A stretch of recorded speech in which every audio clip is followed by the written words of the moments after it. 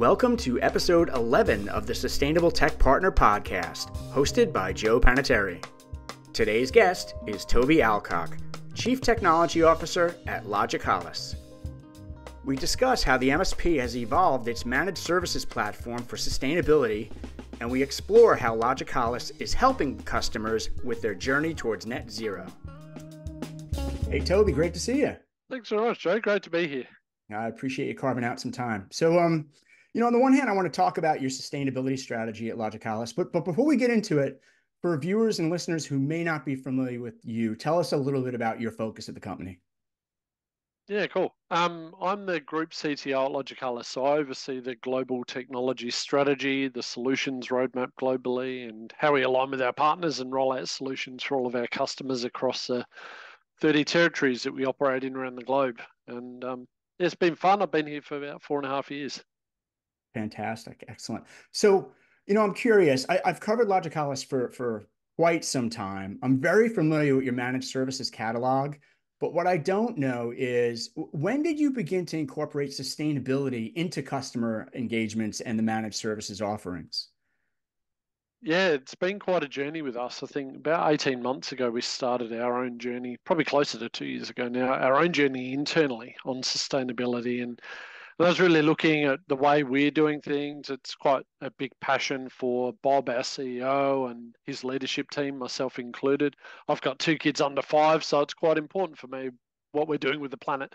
But also, it's very topical. All of our customers are asking about this too. And so as we started on our own journey and mapping out our scope 1, 2 credentials and our goals and everything else, we started to look at how can we help our customers with the same problem.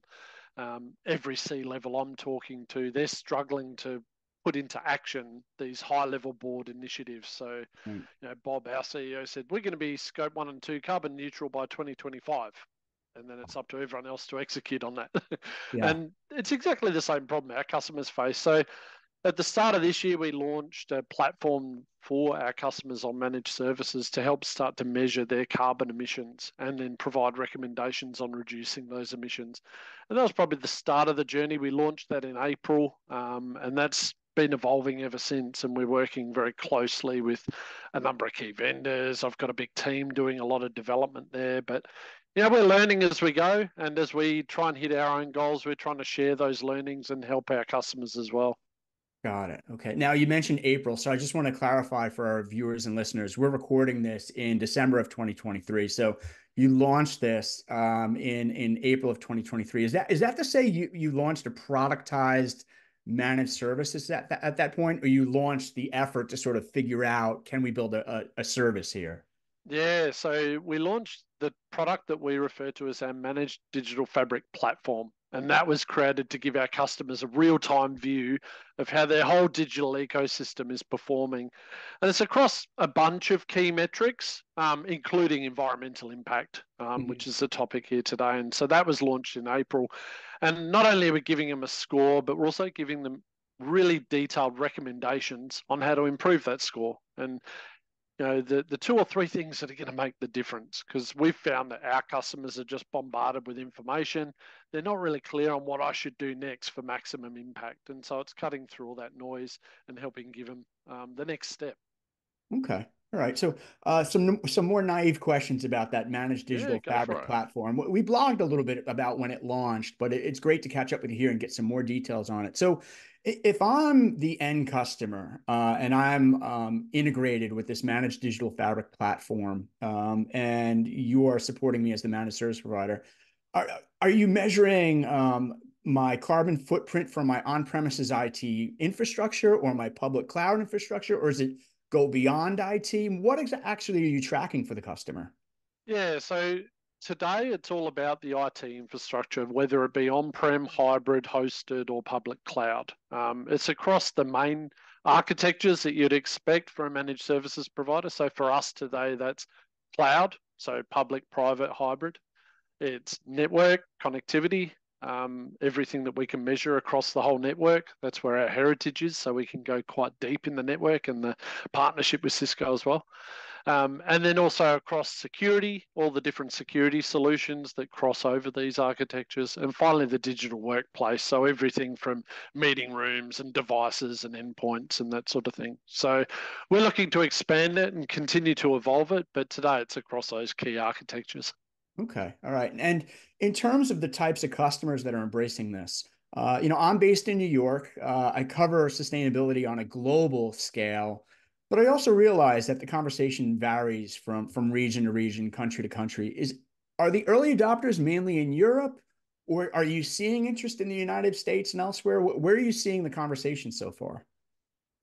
Yeah, it's a great question. I think Europe is definitely very advanced on this of their desire to do more with sustainability. And so we're seeing a lot of interest there. But what's probably surprised me is the amount of interest we've had in the States and in other regions as well that may not have the history or the credentials there, shall we say.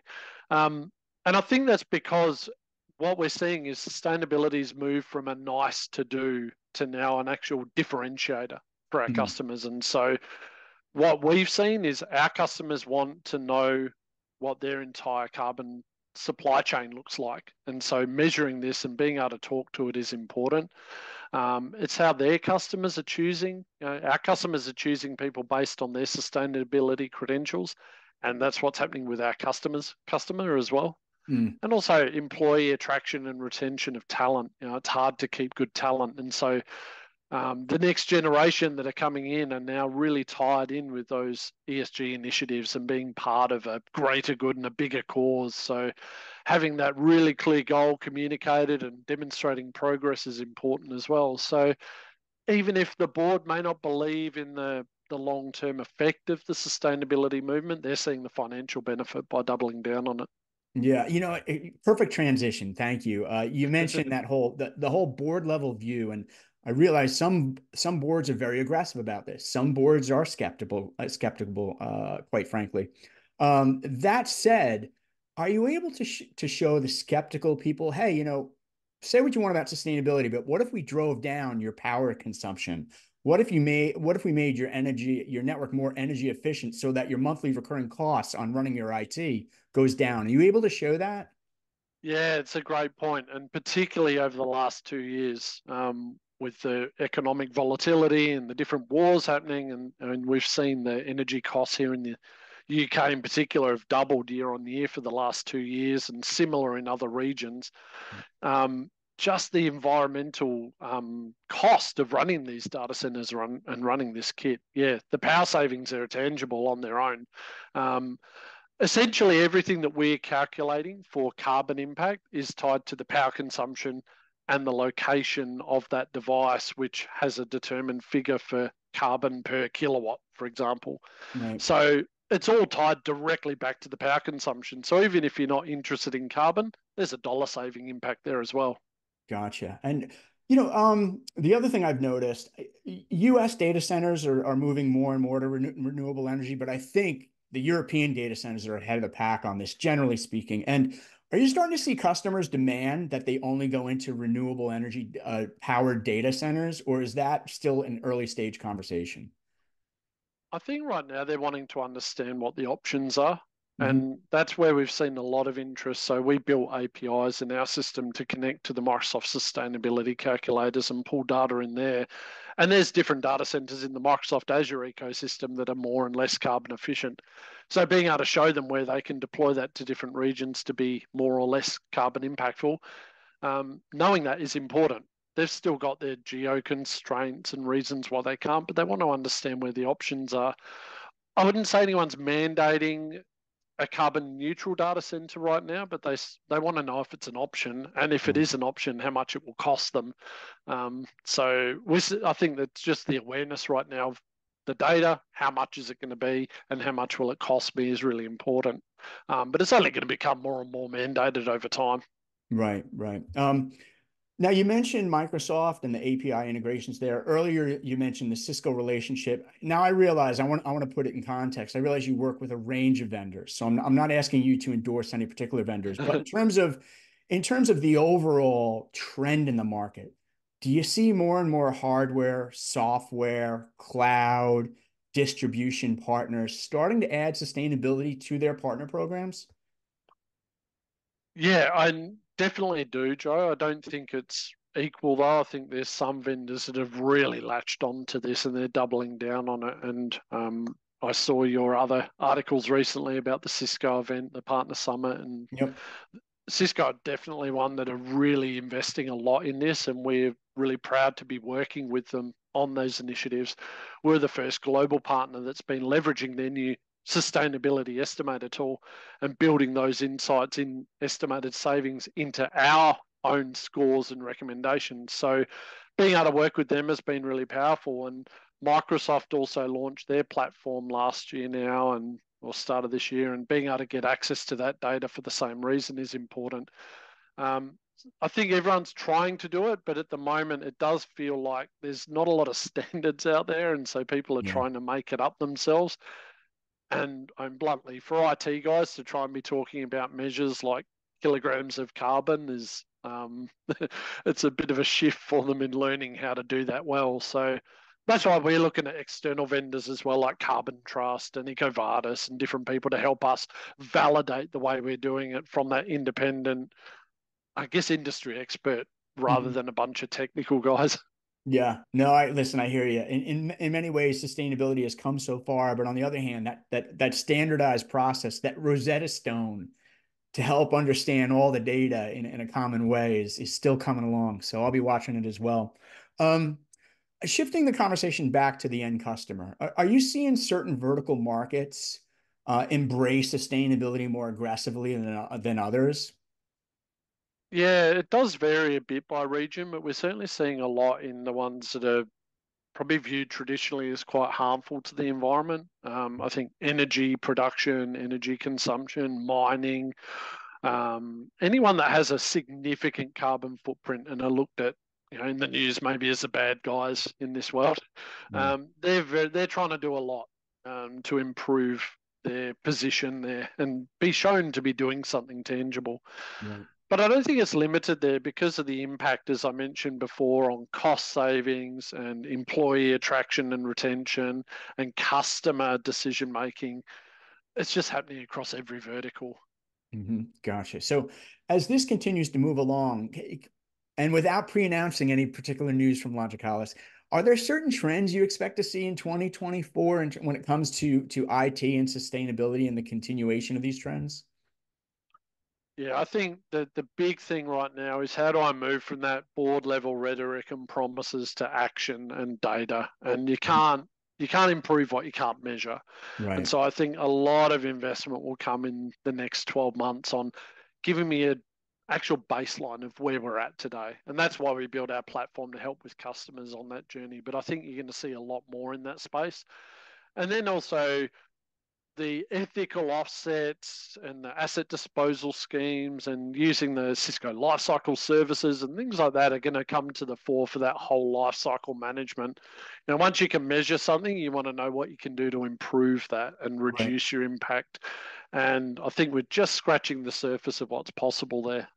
Yeah. It's funny you should bring up the life cycle management. It is one of the most read topics on our website. Whether it's e-waste reduction or IT asset disposition, there's a lot of interest in this. Do you see yourselves as evolving towards sort of this circular economy approach in terms of managing IT all the way through the life cycle? And also, are there it reminds me of the early days of hardware as a service, sort of coming back again and that trend being reintroduced sort of into the IT conversation. Are all those things accelerating? They definitely are. I think the hardware as a service model, for one, is really important to know that measure, right? Because now Mhm. people aren't just interested in the economic improvement they're going to get from it, but how does that impact my overall carbon footprint? And not just the actual running cost, but the total embedded carbon cost of that device over its life cycle. Um, Anytime we refresh a device, what do you do with that? How do we make sure that it doesn't end up in landfill? Because that's the worst carbon impact you can have. So we spent a lot of time over this year working with ethical carbon offset providers and being able to recommend them to our customers, but also a bit closer to what we do around the ethical disposal of IT assets. And how do we partner with a range of them so that we can take them back? They can be recycled. There will be zero landfill policy to help with the overall footprint. I think it's all working out from this base of managed services and managed infrastructure, but how do we help to impact the business at a wider level? Even looking at the solutions we build on top of these sustainable buildings and smart campuses and hybrid workers. There's so many possibilities around this space, and it's just going to become more and more relevant. And I think the key is that sustainability is becoming a real measure for the ROI of that project rather than just an old dollar term in the past. Yeah. Now, okay, you're spoiling me because you keep bringing up topics that are very well read on Sustainable Tech Partner. One of them is sustainable buildings and renewable energy and reducing the carbon footprint of buildings. And one of the themes I hear over and over again is the convergence of IT and operational technology and facilities management. Are you guys starting to see that? Like, do you expect your target customer and who you're dealing with to evolve beyond the IT department and maybe involve operational technology and or facilities management and things of that nature?